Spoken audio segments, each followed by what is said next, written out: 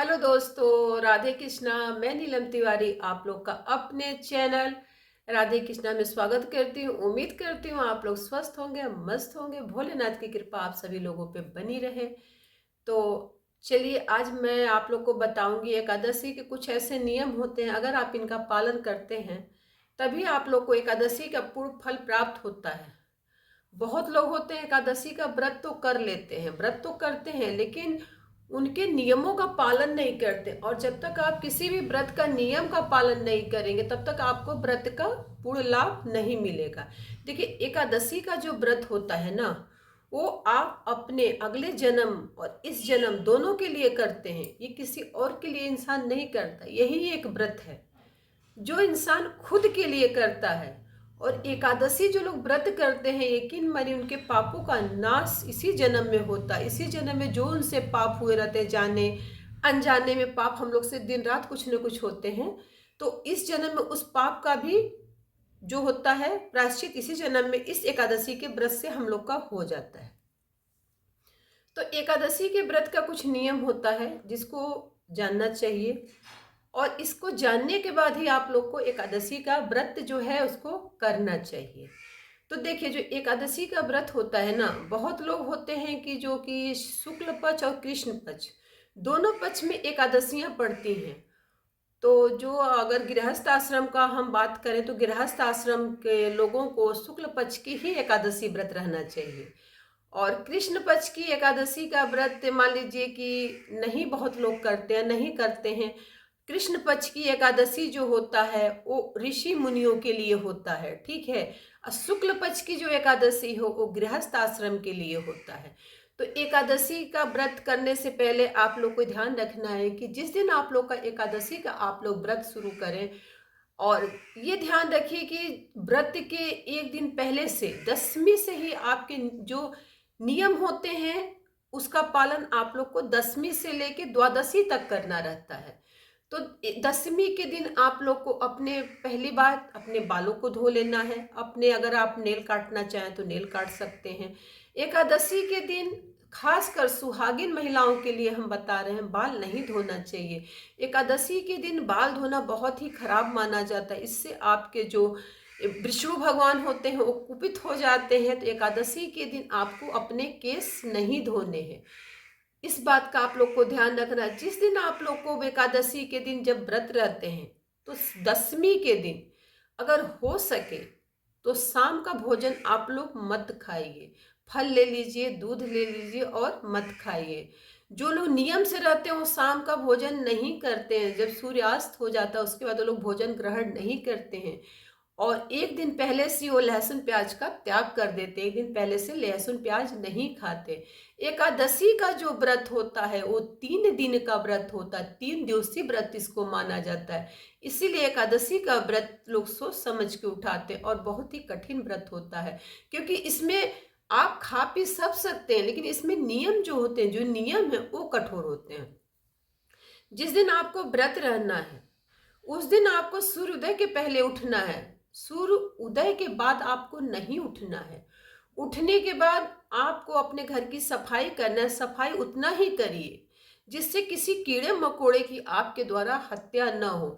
मान लीजिए आप जाड़ा मकड़ा उस दिन मत अपने घर का मालिए वो साफ कीजिए। जब आप जाला मकड़ा साफ करते हैं तो कहीं ना कहीं आपके हाथ से कोई जीव जंतु जरूर मर जाते हैं। इस चीज का ध्यान रखना चाहिए। एकादशी एक ऐसा व्रत है जिसमें लोग कहते हैं कि खर भी नहीं तोड़ना चाहिए। तो एकादशी के दिन आप लोग को सफाई कम करनी है। सफाई करते समय हम अनजाने अनजाने में कीड़े मकोड़े हमारे हाथ से मर जाते हैं। इसका ध्यान रखना। घर का कोई जो व्रत हो ना करे, घर का कोई और सदस्य कर ले। और उसके बाद आप लोग को क्या करना, उस दिन आप लोग को ब्रश नहीं करना है। क्योंकि ब्रश में जो पेस्ट आता है उसमें केमिकल होता है और उसमें नमक भी होता है। तो इस चीज का आपको ध्यान रखना है। उस दिन आपको दातून करना है, न कि आपको ब्रश करना है। और न हो तो आप अपने उंगली से ही अपना दांत साफ कर लीजिए, लेकिन आपको ब्रश नहीं करना है एकादशी के दिन। एकादशी के दिन आप लोग को चावल का प्रयोग बिल्कुल भी नहीं करना है। चावल एकदम नहीं खाते हैं एकादशी के दिन। ऐसा मानते हैं कि जो लोग एकादशी के दिन चावल ग्रहण करते हैं वो मेधा ऋषि के मांस को खाते हैं।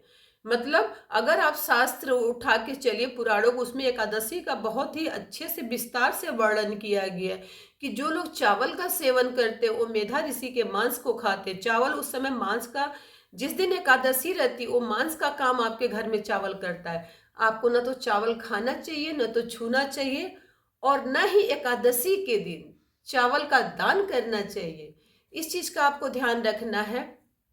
पूजा करते समय आपको ध्यान रखना है, एकादशी के दिन विष्णु भगवान की पूजा विधि विधान के साथ होती है। एकादशी के दिन आप लोग को जितना हो उतना पीली चीजों का ही प्रयोग करना है, क्योंकि ये जो पूजा होती है ये विष्णु भगवान की पूजा होती है। तो विष्णु भगवान की पूजा में पीले ही वस्त्र, पीले ही पुष्प, पीले ही भोग उनका होना चाहिए। इस तरह आप लोग को नियम को लेके चलना है।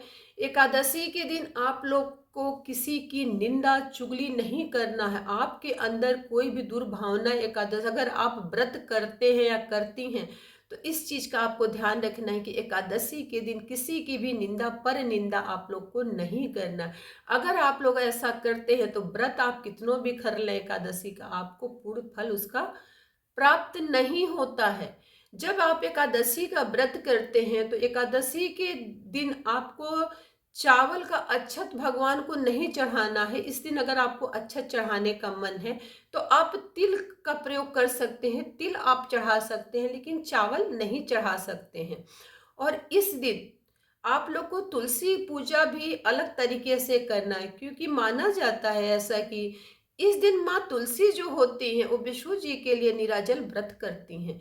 तो इस दिन तुलसी की पूजा में आप धूप दीप कर सकते हैं, लेकिन जल जल आप लोग को तुलसी जी को नहीं चढ़ाना है, जल उनको नहीं सींचना है एकादशी के दिन। ये भूल आप बिल्कुल मत करिएगा। अगर आप ऐसा करते हैं तो आपको एकादशी के का जो फल होता है वो आप व्रत करते हुए आपको प्राप्त नहीं होता है। और एकादशी के दिन तुलसी दल नहीं तोड़ते हैं। आप एक दिन पहले तुलसी दल तोड़ के रख लीजिए। बहुत लोग तो द्वादशी को भी तुलसी नहीं तोड़ते हैं। तो इस चीज का आपको ध्यान रखना है, तुलसी आपको तोड़ लेना है।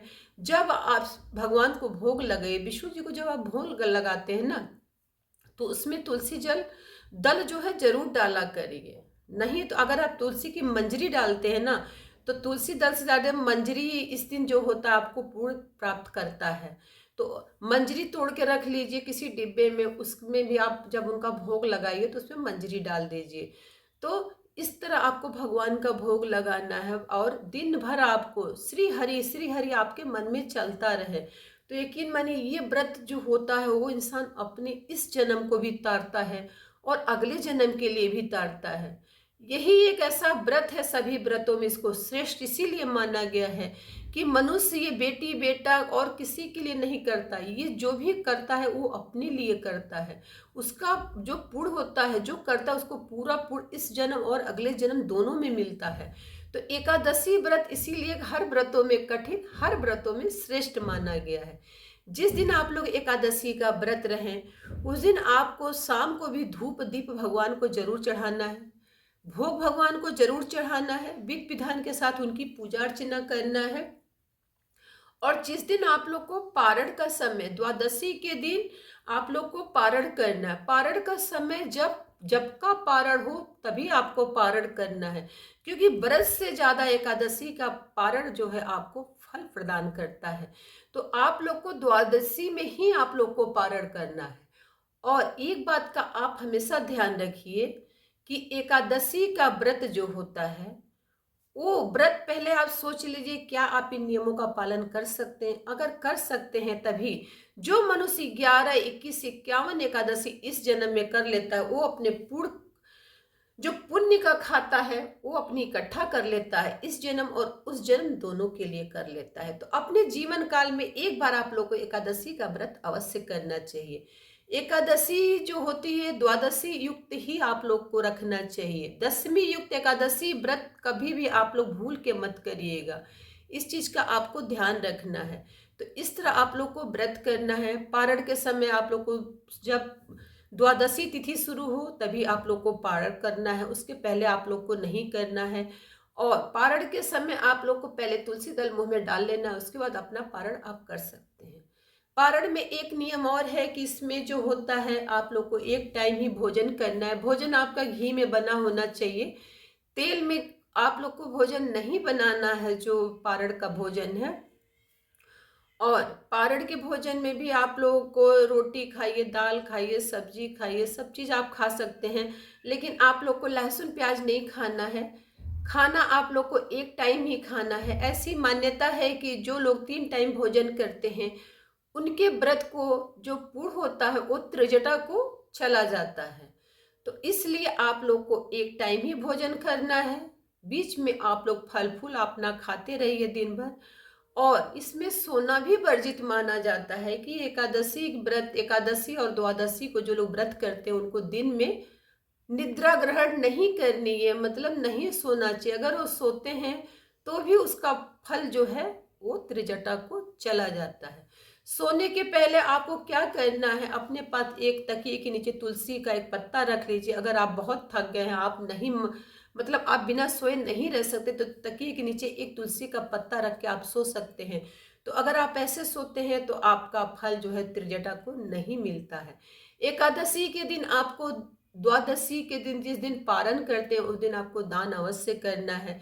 दान का सामान आप लोग नहाने के पहले निकाल लीजिए। ऐसा मान्यता है कि जब नहाने के बाद जिस चीज को हम हाथ लगाते हैं वो ऐसा होता है कि हमने उसको दान कर दिया। तो दान का चीज आपको पहले निकाल लेना है, पहले निकाल के रख लीजिए। अगर घर में कोई और सदस्य है तो उससे निकलवा लीजिए और दान करिए।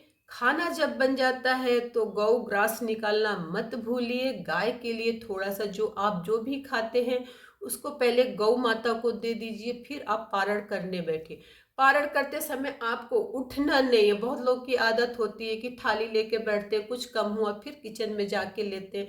ऐसा नहीं करना है। एक बार आप ले लो, अगर कुछ कम पड़ता है तो किसी और से मांग लो, लेकिन खुद मत उठो। एकादशी में अगर आप इन सब नियमों का पालन करते हैं तो यकीन मानिए आपको एकादशी का जो फल होता है पूरा प्राप्त हो जाता है। और जो लोग व्रत नहीं करते हैं, न करते हुए इन नियमों का पालन करते हैं, उनको भी एकादशी का आधा फल अवश्य प्राप्त होता है। तो एकादशी व्रत उठाने के पहले आप लोग सोच लीजिए कि आप लोग क्या इस नियमों का पालन कर सकते हैं। अगर कर सकते हैं तभी एकादशी व्रत उठाइए, नहीं तो आप व्रत तो करेंगे लेकिन उसका फल आपको नहीं मिलेगा अगर आप इन नियमों का पालन नहीं करते हैं। तो इस तरह आप लोग एकादशी का व्रत करिए। एकादशी का व्रत जो होता है बहुत ही वो होता है, पुण्य देने वाला होता है, पापों का नाश करने वाला होता है, मनुष्य को मोक्ष प्रदान करने वाला होता है। तो सभी लोगों से मेरा यही निवेदन है कि अगर आप लोग स्वस्थ हैं, अगर आप लोग कर सकते हैं तो अपने जीवन काल में 11, 21, 51 जितनी आपकी शारीरिक क्षमता हो उस हिसाब से आप लोग को एकादशी का व्रत अवश्य करना चाहिए। अगर आप लोग को मेरी वीडियो थोड़ी सी भी अच्छी लगे तो मेरी वीडियो को शेयर, लाइक करिए, कमेंट करिए। नए हैं तो सब्सक्राइब कर दीजिए, बेल आइकन को प्रेस कीजिए ताकि मेरी वीडियो का नोटिफिकेशन सबसे पहले आप तक पहुंचे। धन्यवाद।